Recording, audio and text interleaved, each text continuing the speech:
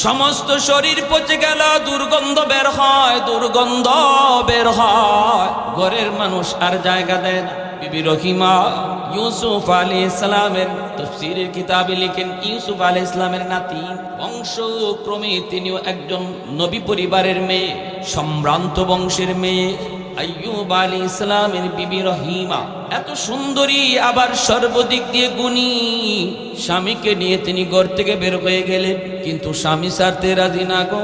সবাই স্বামীকে ছেড়ে দিল, আত্মীয় স্বজন সবাই এলাকা থেকে বের করার জন্য আদেশ দেয়, কিন্তু কেমন স্ত্রী তিনি বলেন, সবাই ফেলে দিল, আমি আমার স্বামীকে ফেলব না।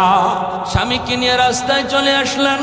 পথিকেরা কয়, রহিমা তোমার স্বামীকে নিয়ে রাস্তা থেকে সরো,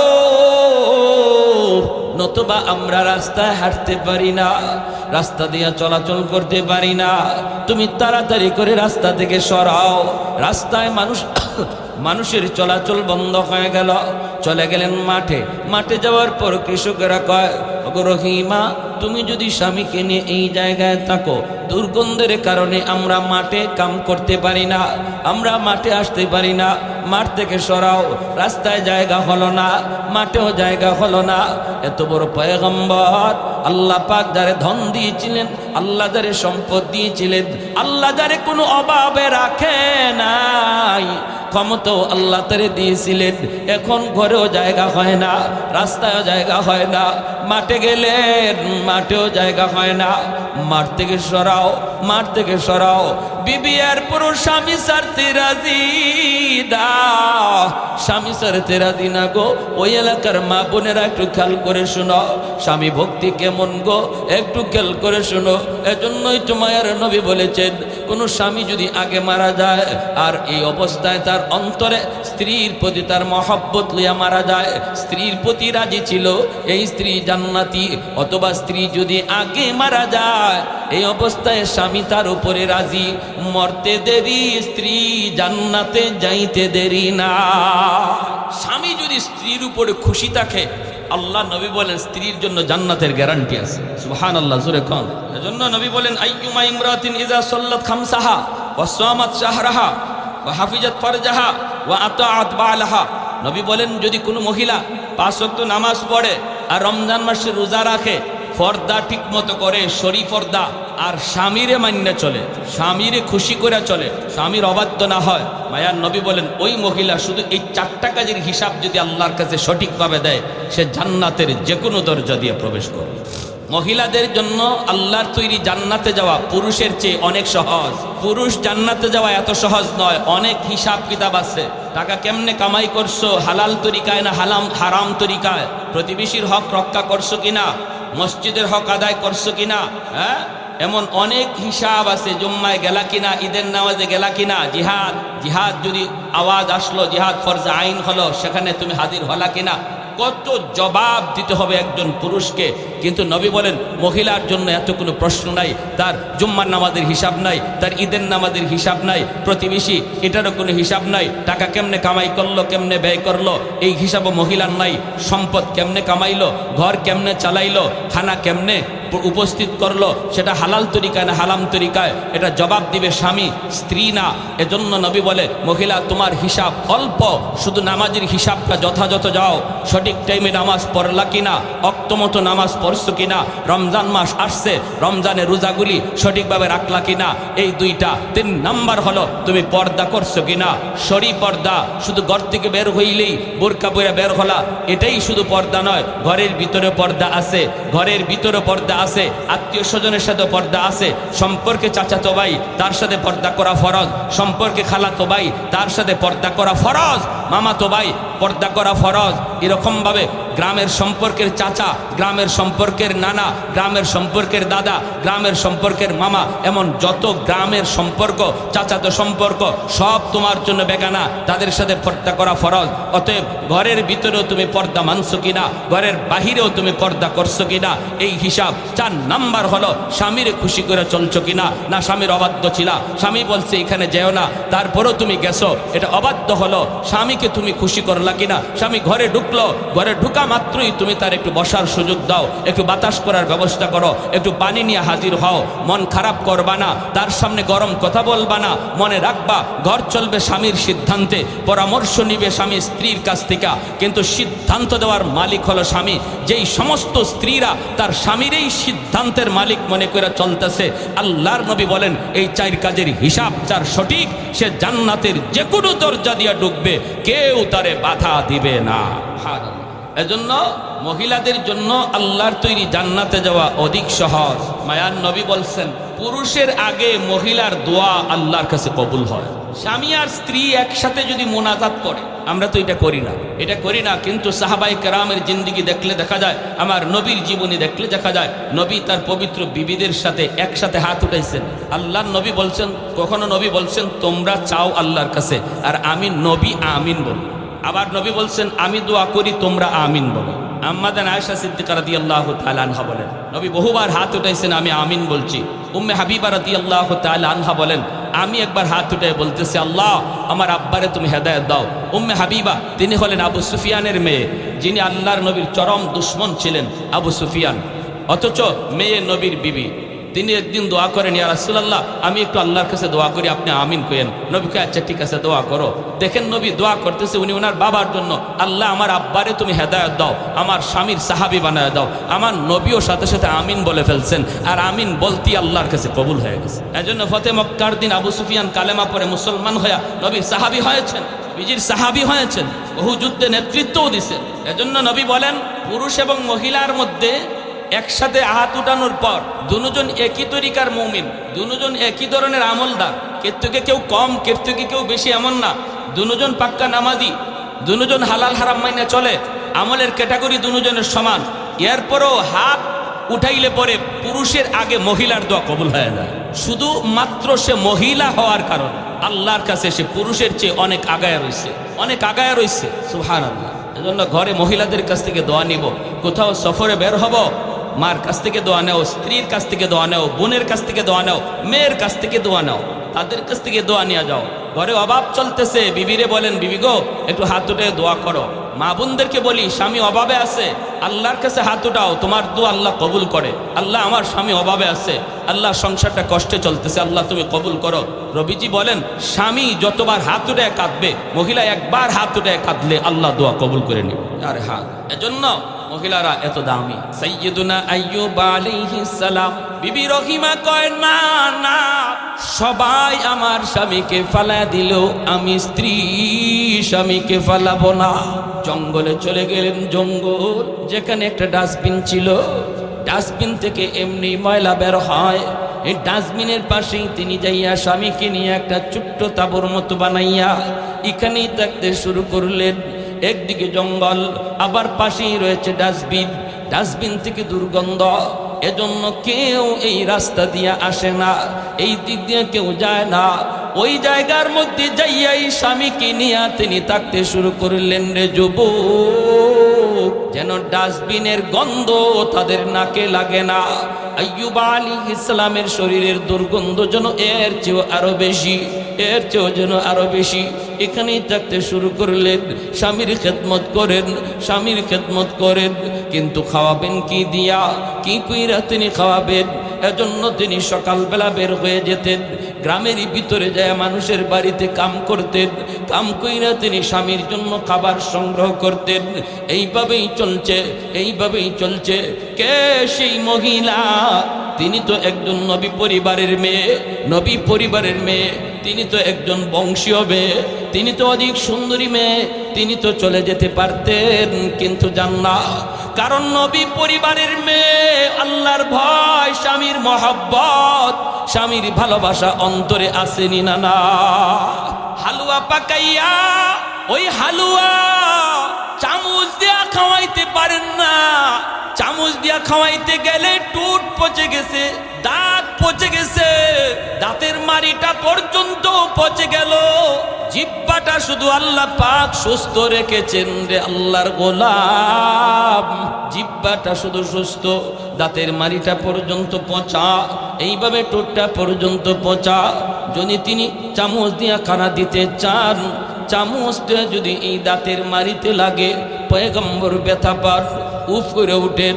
এজন্য বিবি চামচ দিয়েও খানা দেয় না, আবার হাত দিয়েও খানা দেন না। হাত দিয়ে খানা দিতে গেলে নখটা যদি লাগে জিহ্বায়, নখটা যদি লাগে এই টুটে, নখটা যদি এই পচা জায়গায় লাগে, তবুও স্বামী কষ্ট পায়। এজন্য তিনি করেন কি, স্বামীরে খানা খাওয়ান কেমনে রে আল্লাহর গোলাম? নিজের জিহ্বাটারে তিনি চামচ বানাইয়া ওই জিহ্বাটার মধ্যে হালুয়া রাগাইয়া এই জিহ্বাটার স্বামীর মুখের ভিতরে ঢুকাইয়া দেন, আর ওই জিহ্বাটা হলকমে পৌঁছাইয়া হালুয়া স্বামীর পেটে ঢুকাইয়া দেন। জোরে কোন সুবহানাল্লাহ। আমার মা বোনেরা খেয়াল করে শুনো, একজন মহিলার গল্প বলতেছি, মহিলার ইতিহাস শোনাই। একজন পবিত্র বিবির ঘটনা বলতেছি। আল্লাহর বান্দি, একটু দিলটারে নরম করে শোনো। কেমন করে আল্লাহরে রাজি করা যায়, কেমন করে আল্লাহর জান্নাতের মালিক হওয়া যায়, কেমন করে স্বামীরে খুশি করা যায়, একটু খেয়াল করে শোনো।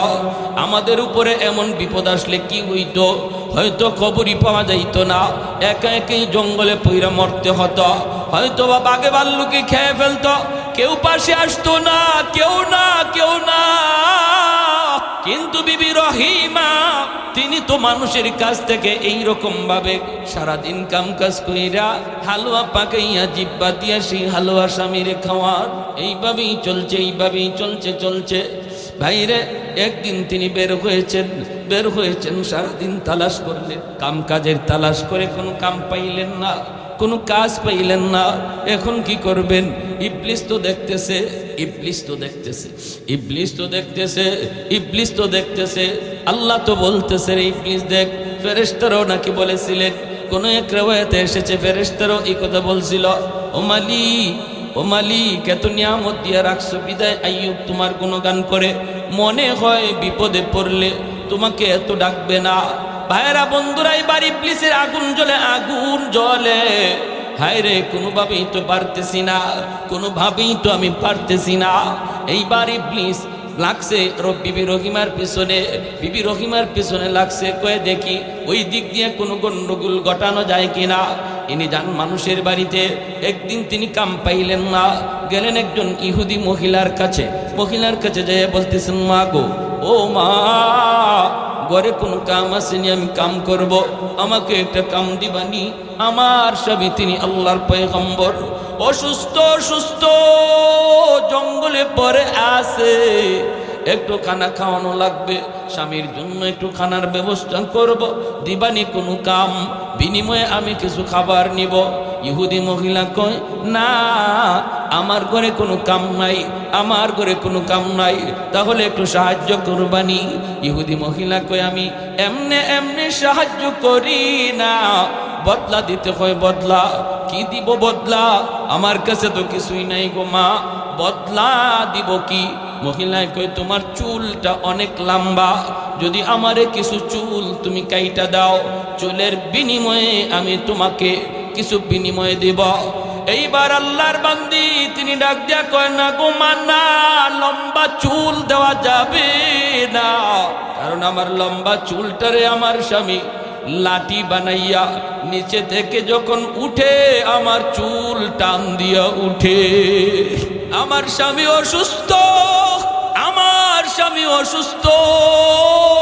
শোয়া থেকে যদি হাজত সারতে উঠতে হয়, আমার চুলটা টান দিয়া চুলটারে লাঠি বানাইয়া তিনি উঠে আমার চুল ধইরে একটু হাঁটাহাঁটি করে। না গো বিবি, না গো মা, চুলটা দেয়া যাবে না। মহিলায় কয়, তাহলে তুমি ভাগো, আমার কাছে কিছুই নাই। এত শক্ত দিলের মহিলা।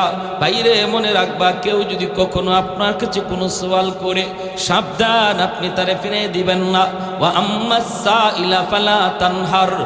আল্লাহ পাক কয়, বন্ধু, কেউ যদি তোমার কাছে এসে কোনো সওয়াল করে, ধমক দিও না। যদি পারো তুমি তার উপকার করো, সাহায্য করো। দিলে আঘাত দিয়ে কথা বলবা না, কারণ আজকে আমি সুখে আছি, আগামীকাল আমাকেও ভিক্ষুক আল্লাহ বানাইতে পারে না।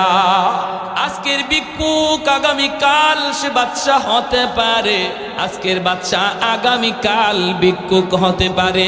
এর পুরা চাবি কাঠি হলো কার হাতে? আর একটু জোরে বলেন, কার হাতে? সুবহানাল্লাহ। এজন্য ক্ষমতার বাহাদুরি কইরো না, ক্ষমতার বাহাদুরি কইরো না, টাকা পয়সার বড়াই দেখাও না। আজ আছে কাল থাকবে না। যারে তুমি অবহেলা করো কাল আল্লাহ তারে তোমার উপরে উঠে নেবে। সমাজে এমন দৃষ্টান্ত আসেনি না নাই? বহু আছে, বহু আছে। এক সময় গরিব ছিল, যার বাড়িতে এসে কাজ করত, আজকে তার সন্তান সমাজের সবচেয়ে বড় কোটিপতি, সমাজের সবচেয়ে ধনী। আর যার বাড়িতে কাজ করত তার বাবা, আজকে ওই লোকের সন্তান তার বাড়িতে যায় কাজ করে। বহু নজির রয়েছে। এজন্য অবহেলা করবা না। আম্মা সাইলা ফালা তানহার, ধমক দিও না, ধমক দিও না। এই মিয়া, শরীরে শক্তি আছে, এরকম কি আছে, এভাবে চাইতে আইসো কেন? কাম করে খাইতে পারো না, কাম করে খাইতে পারো না, এই ধরনের না, এমন কথা বলবো না। পারো না, বুঝের সাথে বুঝাই দাও, বাইরে আমার কাছে এখন নাই, তুমি মাফ করো। আর যদি সুযোগ থাকে তার কোনো একটা উপকার করার, তুমি করো। হযরত আব্দুল্লাহ ইবনে আব্বাস রাদিয়াল্লাহু তাআলা আনহু, মায়ার নবীর সাহাবী, তিনি মসজিদে নববীতে ইতিকাফ করেন। একজন অভাবী মানুষ মসজিদের ভিতরে ঢুকে গিয়া কয়, আব্দুল্লাহ আমার এই উপকারটা কইরা দিবা, আর এটা তুমি ছাড়া আর কেউ পারবে না, তুমি কইরা দিবা। উনি সাথে সাথে মসজিদ থেকে বের হয়ে যাইতেছেন। তখন ওই লোক বলতেছে, ওগো নবীর সাহাবী, আপনি না ইতিকাফে বসছেন? আব্দুল্লাহ ইবনে আব্বাস রাদিয়াল্লাহু তাআলা আনহু বলে, নবীজি রওজা পাশে, নবীজি রওজার দিকে আঙ্গুল উঠে বলতেছে, ওই রওজাওয়ালার পবিত্র জবানে আমি শুনেছি, কেউ যদি কোনো মুসলমানের কোনো সমস্যার সমাধানে এগিয়ে আগায়া যায়, কেউ যদি কোনো মুসলমানের হাজত পুরা করার জন্য আগায়া যায়, আল্লাহ এই মদিনার মসজিদে 10 বছর নফল ইতিকাফের চেয়ে বেশি সওয়াব দান করে। আমি ফরজ ইতিকাফে বসছি না, বা ওয়াজিব ইতিকাফে বসছি না, নফল ইতিকাফে বসছি। অতএব নবী বলছেন, কেউ যদি কোনো মুসলমানের একটা উপকার করে, এই উপকারটা 10 বছর নফল ইতিকাফ করার চেয়ে আল্লাহর কাছে বেশি সওয়াব।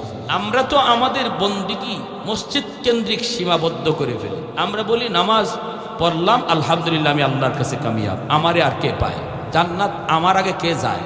কিন্তু ইবাদত বন্দিগি, আল্লাহকে খুশি করার বহু সাবজেক্ট মসজিদের বাইরে রয়ে গেছে, দোকানে আছে, রাস্তায় আছে, ঘরে আছে, সর্ব জায়গায়।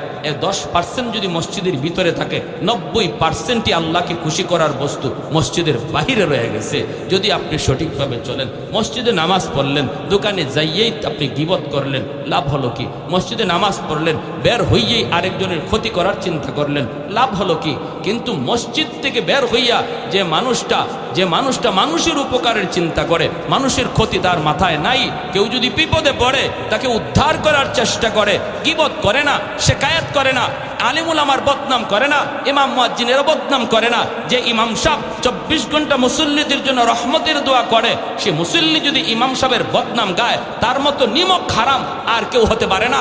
অতএব যেই মানুষটা মসজিদ থেকে বের হইয়াও তার জীবনটারে সহজ সরল সাদামাটা রাখে, আল্লাহ পাক তার গোটা জীবনের পুরা মার্ক 100 তার বন্দেগীর ভিতরে লাগাইয়া দেয়। আর আমি মসজিদে আলহামদুলিল্লাহ নামাজ পড়লাম, কিন্তু বের হইয়াই আমার যত ধরনের শয়তানি বুদ্ধি আছে মাথা, কোনো লাভ নাই, কোনো লাভ নাই। 10% আপনি আদায় করলেন, 90%ই আপনার মাইনাস, 90%ই আপনার জীবন থেকে মাইনাস হয়ে গেল।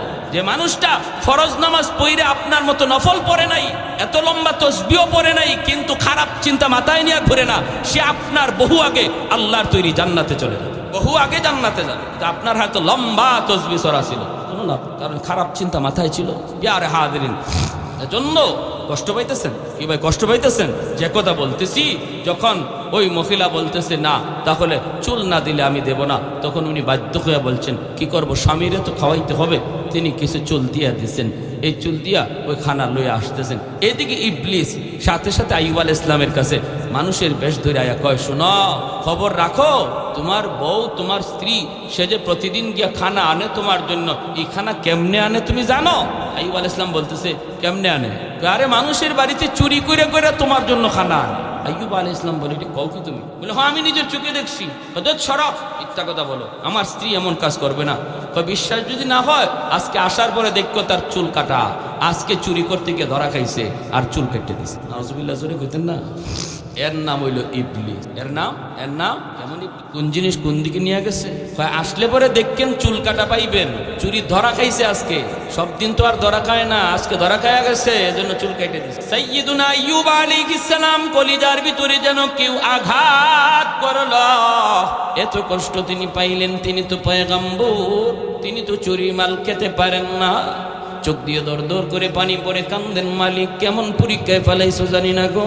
ও মালিক, আমি তো হারাম মাল খাইতে রাজি না, চুরির মাল খাইতে রাজি না, মরতে রাজি, চুরির মাল খাইতে রাজি না।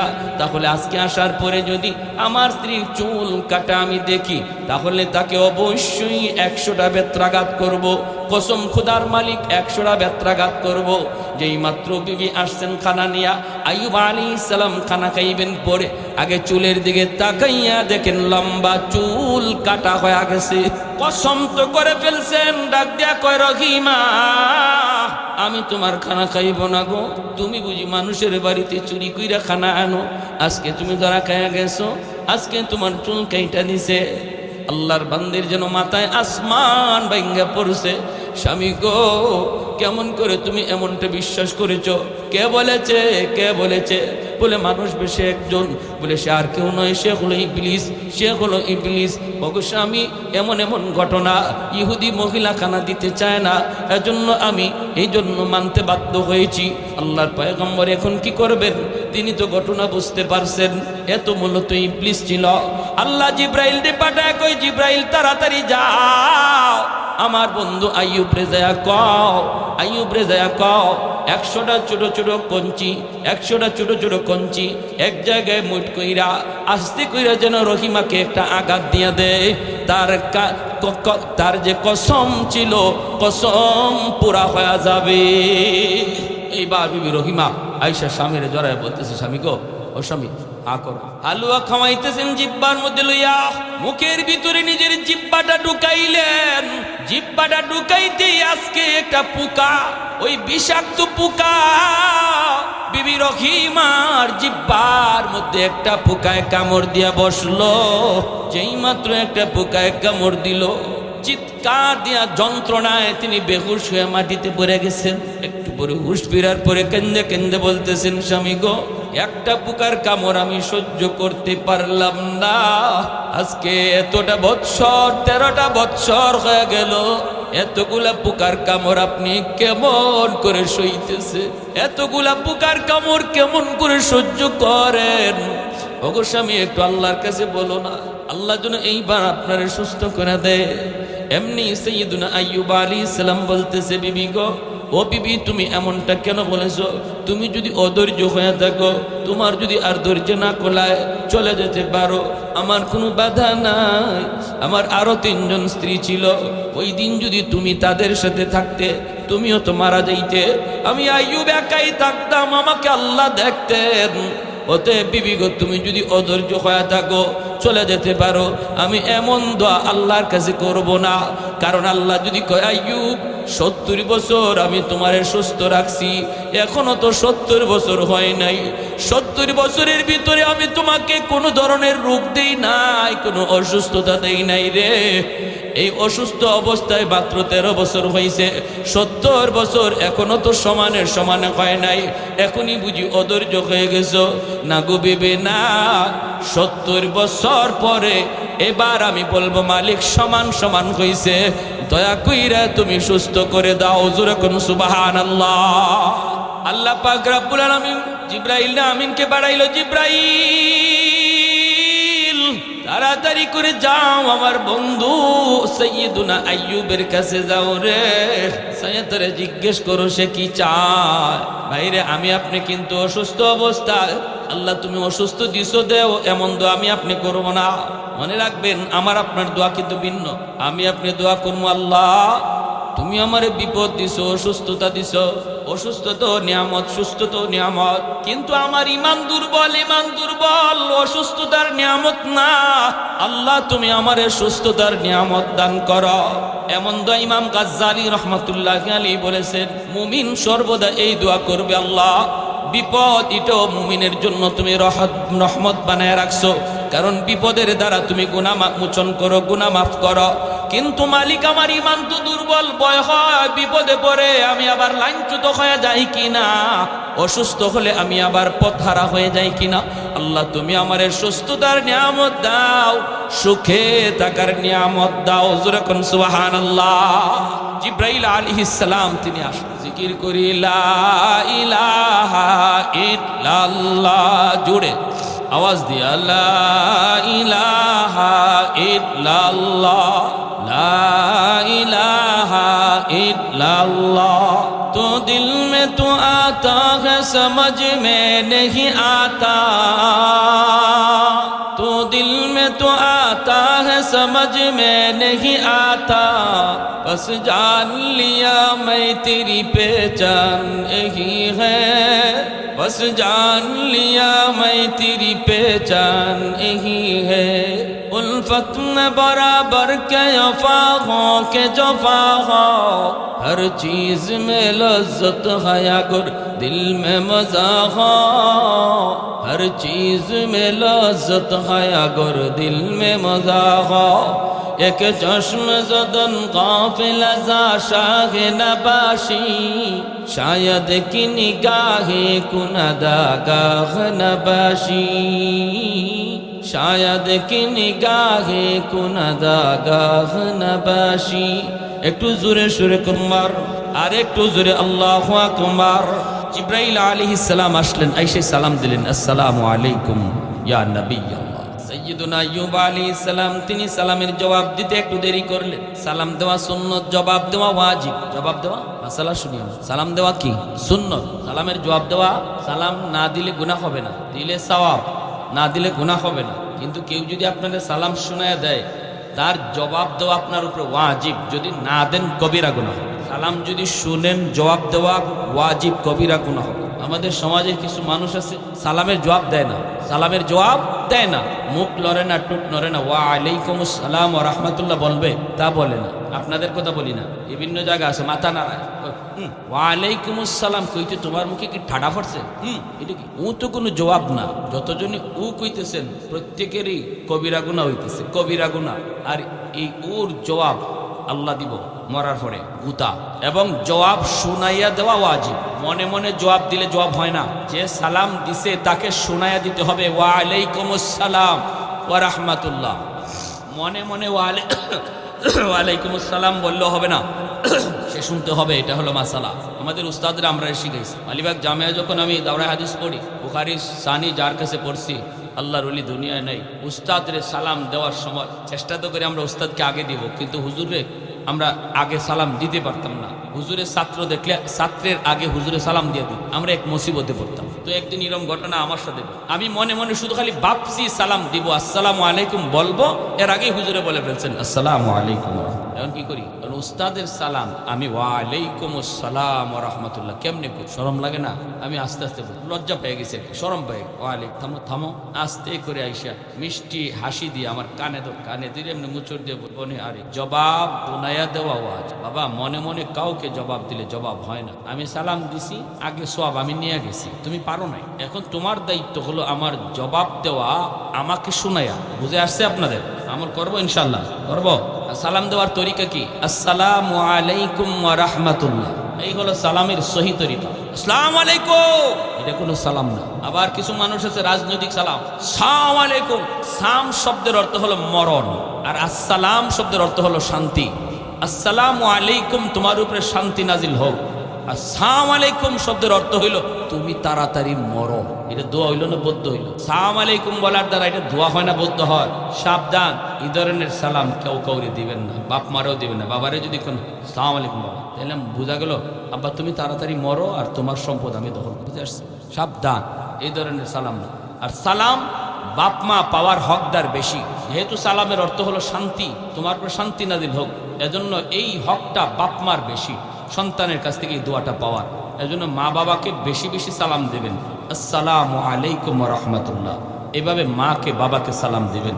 যে সন্তান বাবাকে সালাম দেয় না, মাকে সালাম দেয় না, সে বাবার হক নষ্ট করলো, মার হক নষ্ট করলো। জিব্রাইল আলাইহিস সালাম যখন সাইয়্যিদুনা আইয়ুব আলাইহিস সালামকে সালাম দিলেন, এই বাচ্চারা তিনি জবাব দিতে একটু দেরি করলেন। জিব্রাইল আলাইহিস সালাম বলতেছেন, ও আল্লাহর পয়গম্বর, আপনি যদি সালামের জবাব দিতে দেরি করেন তাহলে উম্মতে করবে কি? নবী হইয়া যদি সালামের জবাব দিতে দেরি করেন তাহলে উম্মত করবে কি? উম্মতে কি শিখবো? সাইয়্যিদুনা আইয়ুব আলাইহিস সালাম বলতেছেন, ভাই জিব্রাইল, তুমি যখন আমাকে সালাম দিয়েছো ওই টাইমটাতে একটা পোকা মাত্র আমার জিহ্বায় উঠছে। আমি যদি সালামের জবাবটা তখন দিতাম, জিহ্বা থেকে পোকাটা মাটিতে পড়ে যেত। আর আমার তখন ভয় হচ্ছিল, পোকা যদি আল্লাহর আদালতে কিয়ামতের ময়দানে নালিশ দেয়া দেয়, মালিক তুমি তো পাঠাইছিলা তোমার পয়গম্বরের কাছে, কিন্তু আমি তার মেহমান হয়ে গেছি, আমাকে খানা দেয় নাই, ফালায়া দিছে। আমি কি জবাব দিতাম, কি জবাব আমি দিতাম? এজন্য পোকাটা নিরাপদ জায়গায় যাওয়ার আগ পর্যন্ত আমি জিহ্বাটা নাড়াইতে পারি নাই। এতে করে একটু দেরি হয়ে গেল। ভাই জিব্রাইল, আমাকে তুমি মাফ করো। সুবহানাল্লাহ। আল্লাহ পাক কই, জিব্রাইল, আমার পয়গম্বর আইয়ুবের জবাব তুমি কেমন পাইছো, কেমন পাইছো? জিব্রাইল আমিনের চোখ থেকে পানি পড়ে। জিব্রাইল কান্দে আর কই, মালিক, আসমানের নিচে এত সুন্দর জবাব কেউ দিবে আমার বিশ্বাস হয় না। তোমার পয়গম্বর যে সুন্দর জবাব দিয়েছে, এত কষ্টে এত মুসিবতে, তাই কেউ কয় কি? আল্লাহ পাক রব্বুল আলামিন, আল্লাহ পাক রব্বুল আলামিনের কাছে জিব্রাইল কয়, মালিক, ও মালিক, এইবার আমি সুপারিশ করলাম, আকাশের সম্মানিত ফেরেশতারা সুপারিশ করলো, আল্লাহ আর পরীক্ষা লাগবে না। 18টা বৎসর হয়ে গেছে, আল্লাহ তুমি এইবার তোমার পয়গম্বরে তুমি মুক্তি দাও।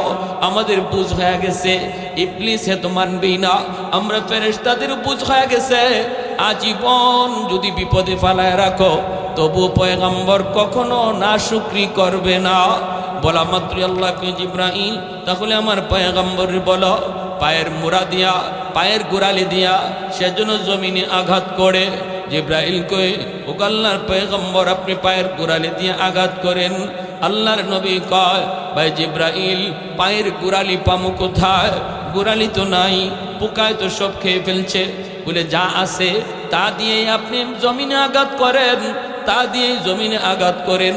পায়ের গোড়ালিটা জমিনে দিয়ে আস্তে করে আঘাত দিতেই সাথে সাথে আল্লাহ পাকের কুদরতে পানি উঠা শুরু হয়ে গেল, ঝর্ণা শুরু হয়ে গেল।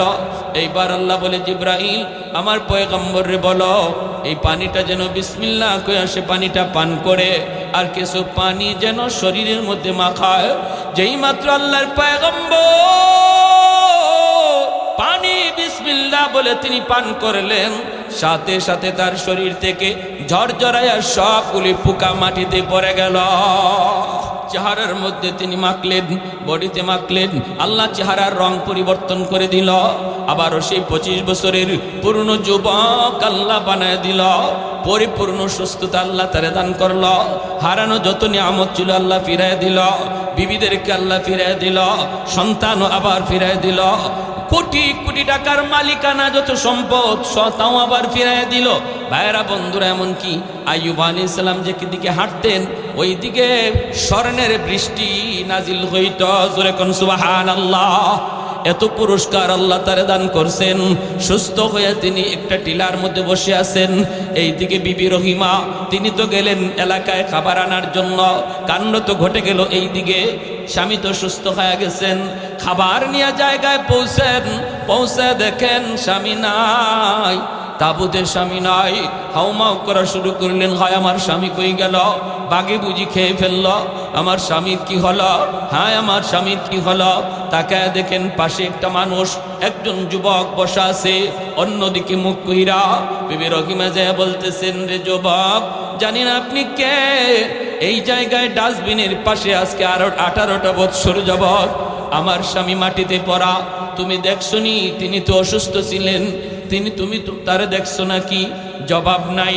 ওই পাশ থেকে আওয়াজ আসলো, তিনি ওই দিকে তাকায় জবাব দিলেন, তোমার স্বামীকে চিনবা নাকি তারে দেখলে? বলে হ, দেখলে তো চিনব। কয়, দেখলে যদি চেনো তাহলে চেহারাটা একটু দেখো দাও। তোমার ওই অসুস্থ স্বামী তিনি আর কেউ নন, আমি হলাম আল্লাহর পয়গম্বর, যার নাম হলো আইয়ুব আলাইহিস সালাম। জোরে কোন সুবহানাল্লাহ। বিবি রহিমা কয়ে কেমন করে বিশ্বাস হয় না, বিশ্বাস হয় না। আইয়ুব আলাইহিস সালাম কয় বিবি কয় একটু চেহারাটা দেখো, ভালো করে নজর করে দেখো, আমার যৌবনের চেহারাটা একটু খেয়াল করে তুমি দেখো। যখন যৌবনের চেহারাটা খেয়াল করে দেখো, কাছে আসলেন, বিবি রহিমা চিনে ফেলছেন, সাথে সাথে শুকরিয়া আদায় করে সবই জোরে ধরছেন দুজন। 3 রাকাত নামাজ আদায় করলেন, শুকরিয়া দান আল্লাহ জানায় দিল, বন্ধু আইয়ুব শুকরিয়া দান যে 3 রাকাত নামাজ পড়ছিল, এই 3 রাকাত নামাজ আমি তোমার উম্মতের জন্য মাগরিবের 3 রাকাত ফরজ ঘোষণা করলাম। আর যারা মাগরিবের 3 রাকাত ফরজ পড়বে তাদের আমল নামায় আইয়ুব আলাইহিস সালামের নামাজের সমান সওয়াব আমি আল্লাহ দান করব। ওয়ালানাবলুওয়ান্নাকুম বিশাইইন মিনাল খাউফি ওয়াল জুউ ওয়া নাকসিম মিনাল আমওয়ালি ওয়াল আনফুসি ওয়াস সামারাত ওয়া বাশশিরিস সাবিরিন। অন্য আয়াতে আল্লাহ বলেন, আহাসিবান নাসু আন ইউতরাকু আন ইয়াকুলু আমান্না ওয়া হুম লা ইফতানুন। মানুষ কি এমন মনে করে সে বলবে আমি ঈমানদার, অথচ আমি ঈমানের পরীক্ষা নেব না? এমনটা কি কেউ মনে করে? না না, এমনটা মনে করার কোনো সুযোগ নাই। যদি আমি বলি আমি ঈমানদার, অবশ্যই ঈমানের পরীক্ষা আসবে। সুসংবাদ ওদের জন্য যারা পরীক্ষায় সবর করবে আল্লাহর গোলামি কইরা। সন্তান মারা গেছে, সবর করো, ইন্না লিল্লাহি ওয়া ইন্না ইলাইহি রাজিউন। বিপদ, যে কোনো বিপদ, যে কোনো ছোট হোক বড় হোক, যে কোনো বিপদ যখনই শুনবো দেখবো, সাথে সাথে দোয়া হলো ইন্না লিল্লাহি ওয়া ইন্না ইলাইহি। এটা শুধু মরার দোয়া না, এটা যে কোনো বিপদের দোয়া, বিপদ ছোট হোক বড় হোক। মানুষ মারা গেলে পরে এই দোয়া পড়ি, এর অর্থ হলো, মর্ম হলো তুমি যাও, আমি তোমার পিছনে আসবো। মুর্দাকে আমরা বলতেছি কথা ইন্না লিল্লাহি ওয়া ইন্না ইলাইহি রাজিউন বলে, আমরা সবাই এক পথের প্রতীক। আজ তুমি, কাল আমি তোমার পিছনে আসতেছি, তুমি যাও। জোরে কোন সুবহানাল্লাহ। তাহলে আমরা সবাই ইনশাআল্লাহ সুখে দুঃখে সর্বদা কার গোলামি করব? আর একটু জোরে কার? 5 ওয়াক্ত নামাজ এই মসজিদ আল্লাহর ঘর, প্রতি ওয়াক্তে মসজিদে আসার নিয়ত কার কার আছে? একটু হাত তুলে আল্লাহকে দেখান। আল্লাহ তুমি প্রতিটা হাতকে কবুল করো। জোরে বলি আমিন। ওয়া আখির